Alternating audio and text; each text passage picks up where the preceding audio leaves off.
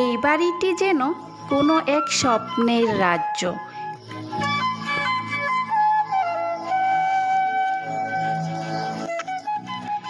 এক পাশে যেমন পদ্ম ফুলের মেলা, অন্য পাশে রয়েছে ধান ক্ষেত সবুজে ঘেরা।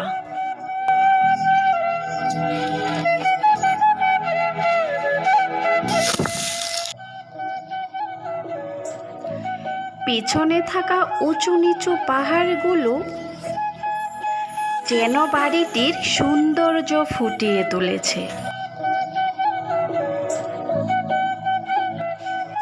পদ্মদিঘির পানিতে হাঁসগুলো যেন মনের আনন্দে ভেসে বেড়াচ্ছে। পদ্ম পাতায় থাকা সবুজ ব্যাঙটি খুশিতে লাফালাফি করছে।